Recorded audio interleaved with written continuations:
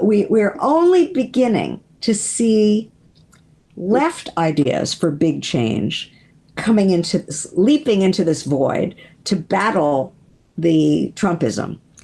And yes, you mentioned the interest in socialism now, the fact that so many people are against capitalism now, even if they don't really know exactly what it means. That's a good sign. That means there's a hunger for left-wing thinking. So we have, the Alexandria or Ocasio-Cortez phenomenon and all the other young radical thinking people that that group that she's a part of. Nina Turner and all those wonderful people. Yeah. Exactly. And I also find this a very exciting time to live in.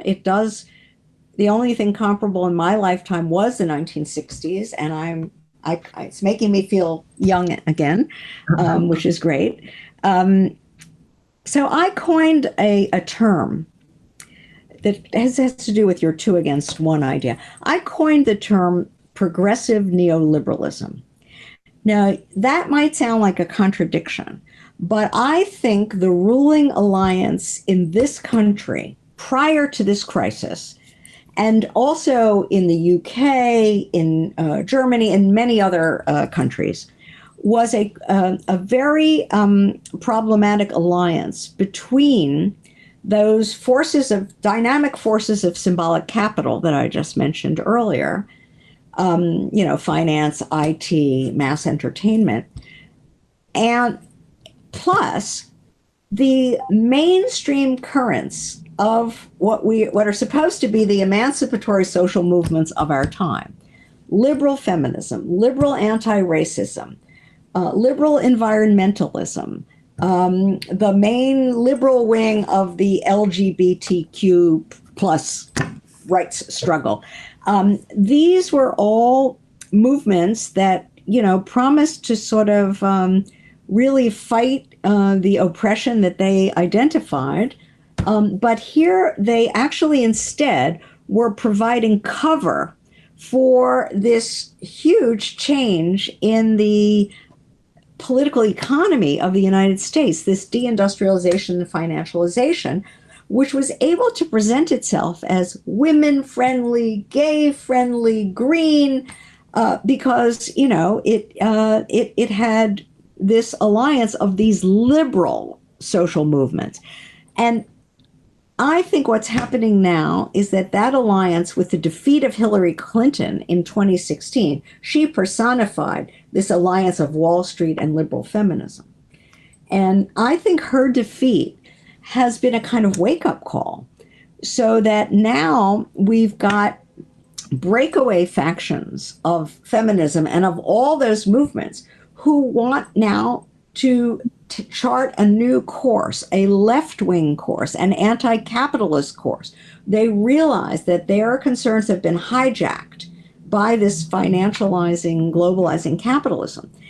And that's what I mean by progressive neoliberalism, is the alliance of quote-unquote emancipation with marketization. And what was the left out thing that they were, in a sense, double teaming? Social protection, the welfare state, the whole effort to protect people from the free market. And so we've got the revenge now of the social protection in Trumpism. And it is saying, you guys have left us unprotected. Who will protect us? This strong, rich guy who doesn't care about being politically correct, he's going to be our protector. He's going to build a wall. He's going to, invalidate all those dark, queer people, et cetera, et cetera. Yeah. Well, and you touch on how he was a reactionary populist in his rhetoric, which applies to kind of what you're talking about symbolic capitalism and sign value. Right. He had the sign value of a populist rhetorician or whatever. But on the practical side, he's just a reactionary neoliberal, you say. I agree. I totally agree. Well, it's a bait and switch. It's a bait and switch. He campaigned as a reactionary populist. He governs, I would say, as a hyper-reactionary neoliberal. Just look at the at the tax cuts for the rich and at the failure to actually do anything he promised in the way of job creation, the infrastructure spending, all of that stuff, which would have been a kind of New Deal, or at least one kind of New Deal, maybe not a green one, but it would have created public sector jobs through really investing in the crumbling bridges and highways and, all the other things that are just being devastated and run into the ground. So that's a bait and switch. And that means that the question that I'm preoccupied with is, when are the supporters of Trump and of his counterparts elsewhere in the world going to wake up and see that? And I think that it's very important that the left should not write off all the Trumpists. I think we need to woo them back. Many of them are former union members. 8.5 million Trump voters voted Obama in 2008 and 2012, which shows me that they are not dyed-in-the-wool racists. They might be opportunistic racists who will vote for a racist who's saying other things they like if nobody else is offering a non-racist version of what they like. I think that there's a significant portion of Trump voters who can be, and we also know, by the way, that there are people who voted Sanders in the Democratic primary and then voted Trump because they didn't consider Clinton, who represented continuity, not change, a viable alternative. So to me, this is the new 2 against 1. The new 2 against 1 would be to try to unite emancipation and social protection against marketization. And that's a new scenario that hasn't been tried. But I think just as a kind of slogan or a quick, schema for thinking about strategy, that would be what I would suggest. It's amazing. Well, thank you so much for joining.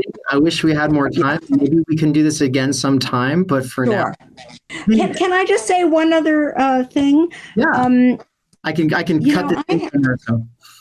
I have a brand new book, and which I would love that you could mention. I was going to ask you, actually. Yeah, can I actually? Yeah, I'm looking to see if I have a copy of it lying around here. It's a completely different kind of book. It's a really mass agitational popular book, which I wrote with 2 other Marxist feminists, and it's called Feminism for the 99%, a Manifesto.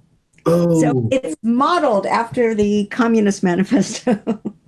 Lovely. And it was just published a few weeks ago, simultaneously in 15 languages. And it's becoming a very big deal less in the United States, but in Spain, Italy, Argentina, Brazil, lots of other places. So who are the other authors?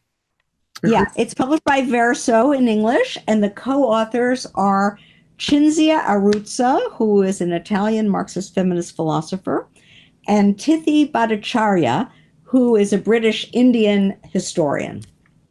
Wow. Well, I really look forward to getting my hands on that. I know you talked about in the book, you kind of referenced some more work you're doing on capitalism and your own work as well as ecology. So lots of exciting stuff coming down the pipeline. So I look forward to it. Thank you. Thank you. Really, It's been a pleasure. It was an absolute pleasure and an honor having you on, and I can't wait to share this with other people. I think it's one of the most important conversations, and I really appreciate you bringing it to the mainstream. Thank you so much. I really enjoyed talking to you, and it's great to see this kind of interest and intelligence, and I'm truly pleased, and I'd be happy to talk again. Thank you. Okay.